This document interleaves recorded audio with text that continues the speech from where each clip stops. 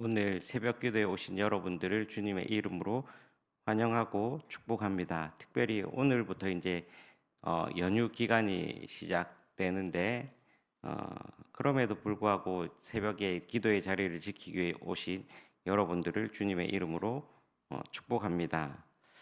오늘 공휴일이라고 말씀드렸는데 오늘은 현충일로서 나라를 위해 헌신한 국군 장병들과 또한 호국 순열들을 추모하고 기념하는 그러한 날입니다. 뿐만 아니라 얼마 전에 우리가 대통령 선거를 통하여 새로운 나라의 일꾼을 뽑게 되었습니다. 새로운 지도자를 뽑게 되었습니다. 오늘 우리 같이 기도할 때에 오늘 현충일이기도 하고 또 얼마 전에 대선이 있기도 했는데 우리 나라를 위해서 같이 기도해 주시고 또 우리나라가 하나님 안에서 올바로 설 수 있도록 그렇게 우리나라를 위해서도 같이 중보해 주시기를 부탁드리겠습니다.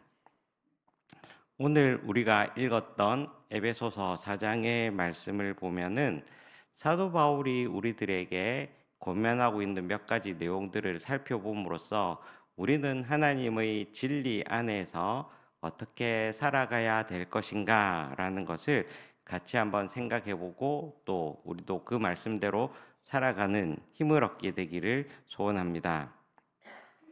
오늘 사도 바울은 1절에서 이렇게 우리들에게 권면을 하고 있는데 1절 말씀을 함께 보시겠습니다.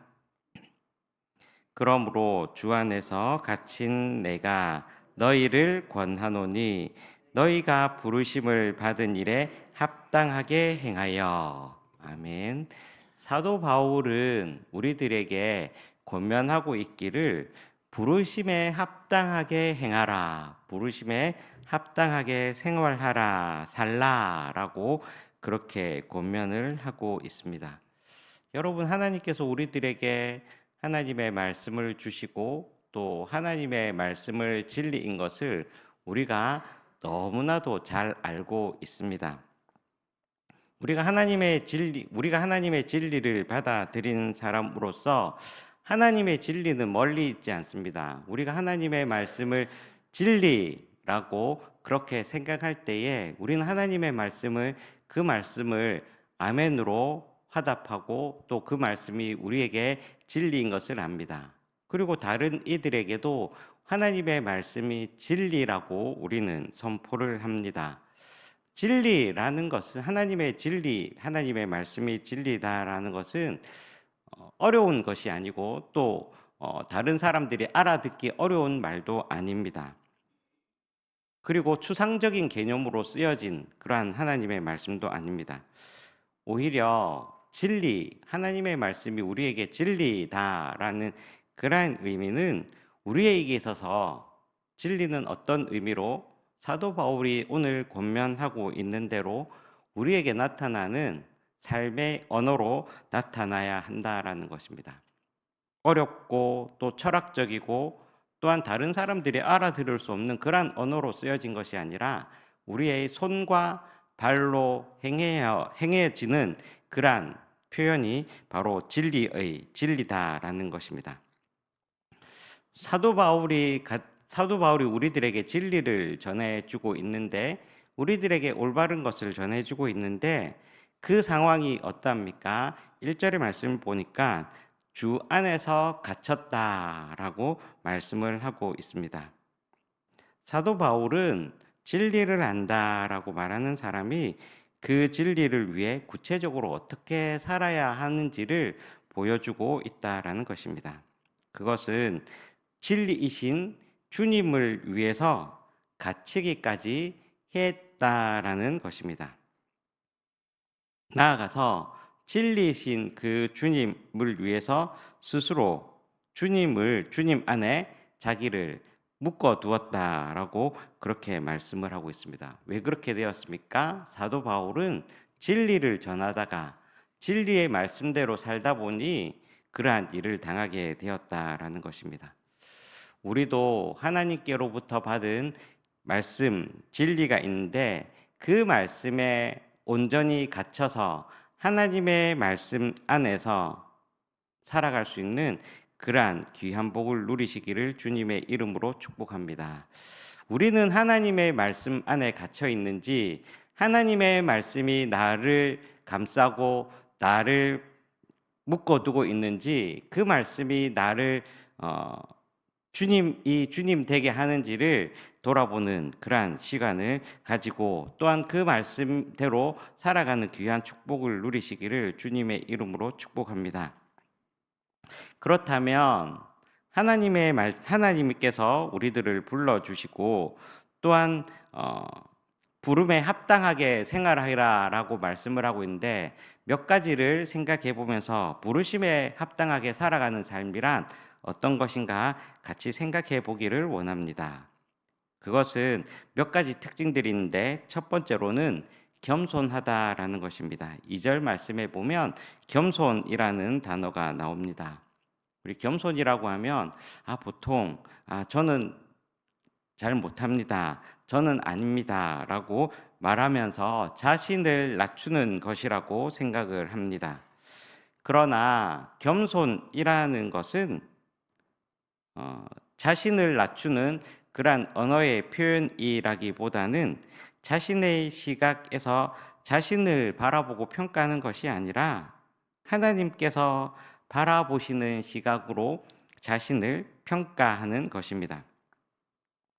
그럴 능력이 없음에도 불구하고, 또한 그럴 자격이 없음에도 불구하고 하나님께서 우리를 불러주셨다, 또 우리를 사용해 주신다라는 것에 감사하는 태도가 바로 겸손이다라고 할 수 있을 것입니다.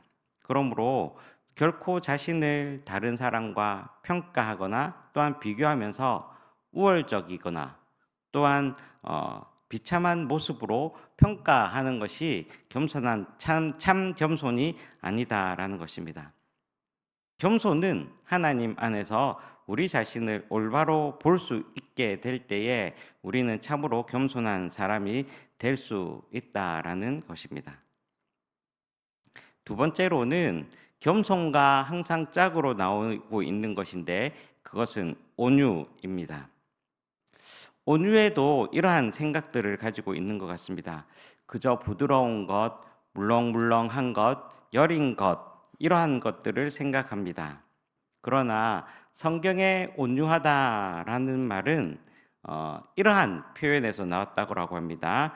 한 야생마를 들판에서 데려와서 그것을 잡아서 그 야생마가 가지고 있는 힘을 그대로 가지고 있으면서도 그 힘을 통제할 수 있는 능력을 온유하다라고 그렇게 표현한다고 합니다.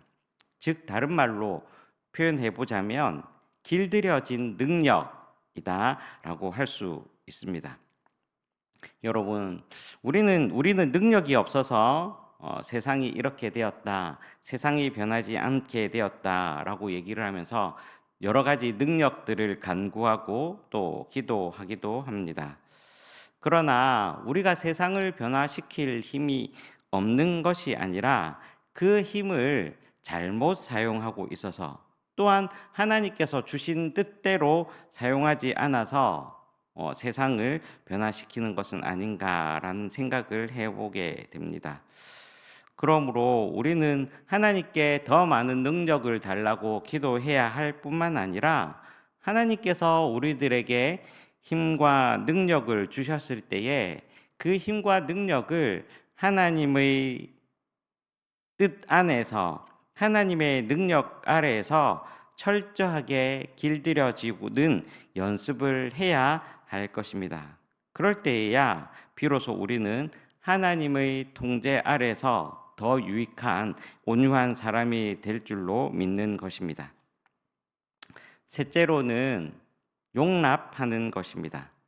용납이라는 것은 누군가를 마음에 품는 것을 의미합니다. 그런데 우리가 누군가를 마음에 품는다라는 것은 생각처럼 쉽지 않습니다. 그래서 사도 바울은 2절에서 이렇게 표현하고 있는데, 2절 말씀을 다시 한번 읽어 보겠습니다. 2절 말씀입니다. 모든 겸손과 온유로 하고 오래 참음으로 사랑 가운데서 서로 용납하고. 아멘. 용납하라라고 하는 그 표현 가운데 앞에 어떤 수식어가 있냐 하면 오래 참음으로 사랑 가운데서 용납하라라고 말씀을 하고 있습니다. 그렇다면 우리가 용납할 수 있는 방법은 무엇인가? 그것은 오래 참음으로 사랑 가운데서 하게 되어야 한다라는 것입니다. 사랑한다는 것, 또 오래 참는다라는 것이 어떤 의미가 있는지 이해가 잘 되지 않을 때도 있고, 또한 어떤 관계가 있는지 또 생각해 보게 됩니다. 그런데 사실은 잘 생각해 보면 오래 참음이라는 이 단어는 사랑과 뗄래야 뗄 수 없는, 그리고 사랑을 사랑이 되게 하는 필수 요소임을 알게 됩니다. 우리가 잘 알고 있는 고린도전서 13장 사랑장에 보면 4절에서 7절까지 사랑의 특성에 대해서 나와 있는데, 그 사랑의 시작과 끝을 보면 잘 알 수 있습니다. 13장 4절에 어떻게 표현되어 있냐면 사랑은 언제나 오래 참고 라고 사랑의 특성에 대해서 얘기하고 있습니다. 그리고 사랑의 마지막 표현은 13장 7절에 볼 수 있는데, 13장 7절에 보니 모든 것을 참으며 모든 것을 믿으며 모든 것을 바라며 모든 것을 견디느니라 말씀을 하고 있습니다. 견딘다, 즉 오래 참는다라고 말씀을 하고 있습니다. 즉 사랑은 오래 참음으로 시작해서 오래 참고 견디는 것으로 끝나고 있다라는 것입니다. 즉 오래 참는다라는 것이 사랑을 사랑되게 해주는 진정한 의미다라는 것입니다. 여러분, 그러므로 우리가 다른 사람을 용납하고 또 받아들인다 할 때에 우리에게 누군가를 가슴에 품고 또 누군가를 용납하는 것 쉽지 않지만, 그럼에도 오늘 사도 바울은 오래 참음으로써 사랑함으로 용납하라라고 말씀을 하고 있습니다. 오늘도 하나님께서 우리들에게 사도 바울을 통하여 다른 사람 한 사람 한 사람을 용납하라라고 말씀을 하고 있습니다. 오늘 우리도 그 말씀에 실천하면서 살아가는 귀한 복된 하루가 되시기를 주님의 이름으로 축복합니다. 마지막으로 사도 바울이 우리들에게 주님 안에서 행해야 할 것, 그것은 성령님이 하나 되게 하신 것을 힘써 지키라 라고 말씀을 하고 있습니다. 하나 되게 하신 것, 어떤 것인가? 4절에서 6절 말씀에 그 말씀들이 표현되어 있습니다. 우리 4절에서 6절 말씀을 읽어 보시겠습니다. 몸이 하나요 성령도 한 분이시니 이와 같이 너희가 부르심의 한 소망 안에서 부르심을 받았느니라. 주도 한 분이시요 믿음도 하나요 세례도 하나요 하나님도 한 분이시니 곧 만유의 아버지시라. 만유 위에 계시고 만유를 통일하시고 만유 가운데 계시도다. 아멘. 하나님께서 우리들에게 하나 되게 하신 것을 4절에서 6절까지 표현을 하고 있는데, 몸도 하나, 성령님도 한 분, 또한 우리의 부르신 소망도 하나, 그리고 주님도 한 분, 그리고 믿음도 하나, 세례도 하나, 하나님도 한 분이라고 말씀을 하고 있습니다. 다 숫자 1이라는 것으로 표현되고 있는데, 사도 바울은 우리들에게 권면하기를 이 하나됨을 끝까지 잘 유지해라 라고 그렇게 권면을 하고 있습니다. 왜냐하면 우리는 그리스도의 한 몸이기 때문입니다.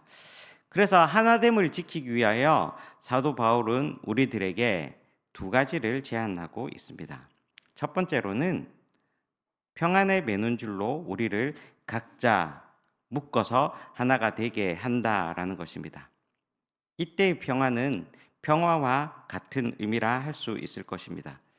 여러분, 우리가 두 사람, 세 사람만 보인 곳에도 생각이 다르고 또 라이프 스타일이 달라서 서로 화합하고 평화하기가 쉽지 않습니다. 그런데 너무나도 다른 환경에서 살아온 수많은 사람들이 한 교회에서 한 몸을 이루며 살아가기 위해서 가장 필요한 것이 바로 평화의 띠로 서로를 묶는 것이다라고 그렇게 사도 바울은 우리들에게 권면을 하고 있습니다. 두 번째로는 사도 바울은 이 하나 되게 하신 것을 힘써 지키라 권면하고 있습니다. 바꿔 말하면 힘쓴다라는 말은 다른 말로 하면 있는 힘을 다해서라고 그렇게 표현하고 있습니다. 우리의 육신의 생각은 남을 위해 나를 내려놓고 포기함으로써 얻어지는 하나 되는 것에 저항하고자 합니다. 그러나 사도 바울은 하나됨을 지키기 위해서는 우리의 노력이 필요하다라는 것을 권면하고 있습니다. 우리의 생각 또 우리의 본성에 저항하는 이 마음에 반해서 또 다른 저항인 힘써라는 단어를 사용함으로 말미암아서 우리들에게 허락하신 하나 되게 하신 것을 지켜라라고 말씀을 하고 있습니다. 성도 여러분, 우리가 하나님 안에서 하나 되는 것, 즉 바꾸어 말하면 우리가 하나님의 진리 안에서 같이 머물며 진리를 행함으로 살아가는 것, 어렵고 힘들지만 하나님께서는 사도 바울을 통하여 우리들에게 하나 되게 하신 것, 그것은 성령께서 우리들에게 허락하신 것인데 평안함으로써 우리를 서로 묶어야 된다라고 말씀을 하고 있고, 또 하나는 우리가 힘써 그것을 열심히 지켜야 한다라는 것입니다. 성령의 하나 되게 하신 것은 하나님의 은혜가 있어야 될 것이고, 또한 힘써 지킨다라는 것은 우리 각자 한 사람 한 사람이 그것을 위해서 노력해야 한다라는 것입니다. 여러분, 우리가 하나님 안에서 하나 되었다면 이제는 성령 하나님께서 우리들에게 허락하신 평안에 매는 줄로서 힘써 그것을 지켜야 될 줄로 믿습니다. 겸손과 온유함으로, 또한 무엇보다도 오래 참음으로, 서로를 용납함으로 하나님께서 우리들에게 보여주신 그 하나됨을 잘 지킴으로 말미암아서 이 세상의 진리를 모든 사람들에게, 하나님을 모르는 사람들에게 전하는 그러한 복된 하루가 되시기를 주님의 이름으로 축원합니다. 기도하겠습니다.